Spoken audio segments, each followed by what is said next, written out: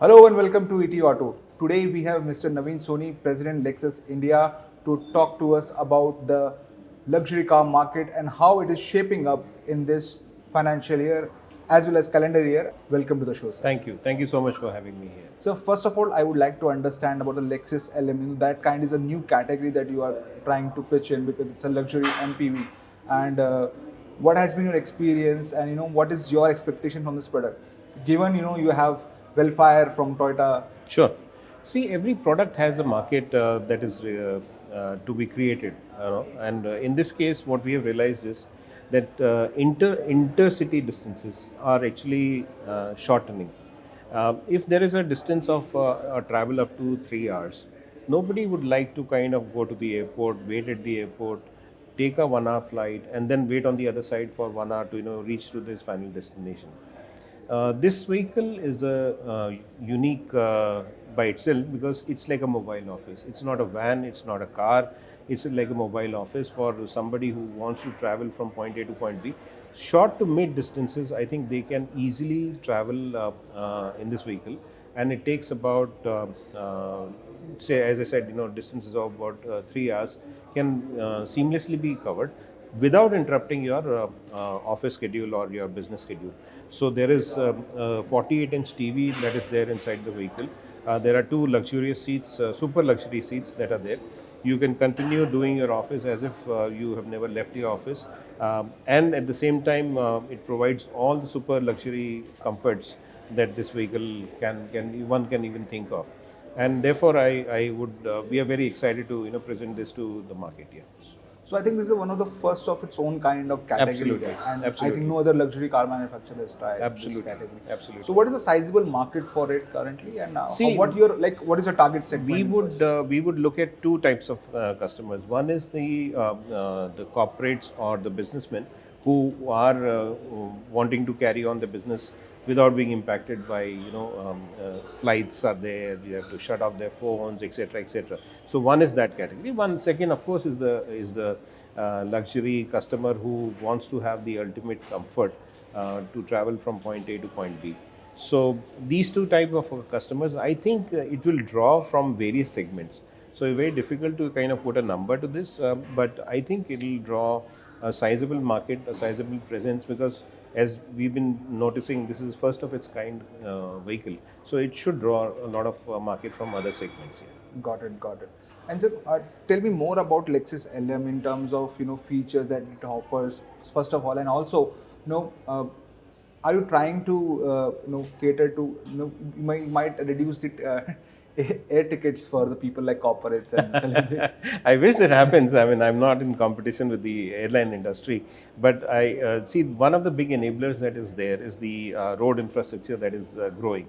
And with these kind of fantastic road infrastructures, it becomes a natural, how should I say, creator for this kind of a market. And once this kind of a road infrastructure improves, then people can travel continuously from point A to point B. And my image is 3 hours to 4 hours. So a flying time of 1 hour, which would mean about 3 hours to 4 hours of travel, right, comfortably without interrupting your business schedules, you can continue in this particular vehicle. Right. So you have worked for a brief period in Toyota also, and at that time you have launched Wellfire. That was also one of its own unique kind of MPV in a luxury car segment. Was there any learnings from that particular launch, and then you thought Lexus LM would be the right fit in India at this moment? Yeah, so that is a very interesting question. Actually, for us, when we were introducing this product, we wanted to be sure that that we are catering to a particular requirement of the market, which is currently not being fulfilled by any other product. So it is a segment creator of sorts, as I say. And this kind of a product, once you see it, you realize the kind of finesse that is there, the kind of detailing that has gone into. I mean, there are. I was surprised myself when I saw the product for the first time in terms of the kind of level of detailing that is being done for this particular vehicle. And I think every product teaches us a new thing about the market. Similarly, this product also will give us a lot of insights about our guest, and I think it will do well in the market. Right. Now coming back to the luxury car market, it is already riding high, and everyone, you read the newspaper, and everyone is posting their highest number ever. Same is for Lexus, I guess. How do you see the luxury market shaping up from mid to long term when we see in See, particular? while we are one side, we should be, and we are very happy about the current market conditions, which is basically on a very good growth trajectory. After the big decline that we saw during COVID, it's nearly doubled from COVID times, and it should record all-time high of about 42 to 45,000 units on an annualized calendar basis. But even honestly speaking, when we look at the overall car market, it's still 1% of the overall car market. That does not mean that India does not have affordability or not many people can buy these vehicles. I think there is affordability. I think that people can buy these kind of vehicles. But it's only a matter of time when this, how should I say, premiumization of the luxury car market will rapidly take strides, because compared to any other market, even a country like Japan, which is got a very balanced kind of economy, has more than 4 to 5% of its car market as luxury market. China is another glaring example. China, the number of cars sold in luxury is equal to the number of cars that we sold last year Last year, overall. overall. So there is a big market. I think once we are very keenly watching a KPI called GDP per capita, Right. because for us that is very important. As long as our GDP is concerned, yes, we are on the right growth trajectory. But GDP per capita, I think, even if you compare us to even countries like Brazil and all, I think there is headroom to grow. And with the GDP growing, there are clear indications that this will be a faster multiplier on the GDP per capita, which would be the real growth enabler for the luxury car market. Right. So very important point that you have raised about the GDP per capita income. I would like to also understand from you your average ticket size of Lexus right now, because you are on the slightly premium side Yes. compared to the other players in the market. And if we talk about what would be the percentage of share of the highest selling So models? my highest selling product is the ES that we make here in India.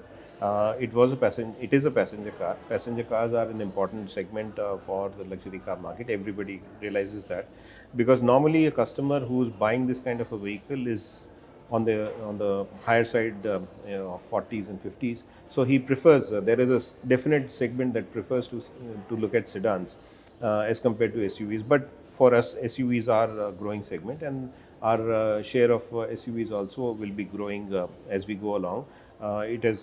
It was as low as 10 to 11%, but I think by the end of next year, we should see a double of that growth in the SUV segment that we sell. Important thing to consider here is that we have a price point which is starting at around 7 million upwards, or 6.97 million upwards. So this is why we are very consciously looking at the market size and positioning each product to cater to a particular segment. So whether it is an SUV, whether it is a sedan. So we have a very balanced kind of an approach. So we have 3 sedans and 3 SUVs, 6 cars that we sell, and LM is a new kind of a vehicle, which is, I do not know whether to call it a sedan or an SUV. Right. Taxes is one of the most important question. Sure. Every time has been raised by luxury car manufacturer, because it is taxed very heavily, and so the volumes are not able to grow as much as they could. But what about localization? Because at end of the day, it will bring down some level of affordability in that luxury. Yeah, so it's a catch-22 situation. You're talking about the overall car market size might be 42,000, but the number of products that you sell in the luxury car market is the same as what you sell in the mass market. So for 10 times of, or no, rather, more than 100 times of that volume that you have to sell, you are selling the same number of products in a very small. So we have to kind of, create our own innovative ways to break even our, how should I say, the assembly costs at a very, very low level.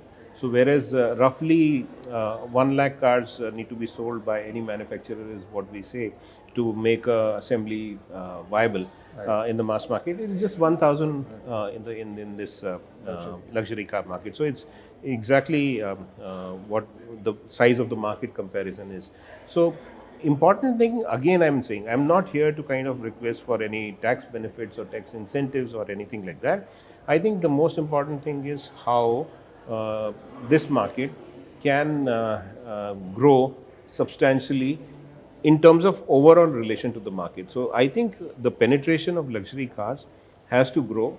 Most of the segments previously that we were creating or curating or supporting have to be kind of adding new segments, and those segments have to be the new way to grow the market. Corporates are very important, and for corporates it's important that they bring the affordability angle lower by things like leasing, subscriptions, etc.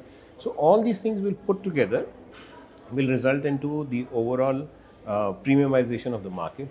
Once that happens, which is, I think, I have this theory that it's closely linked to GDP per capita.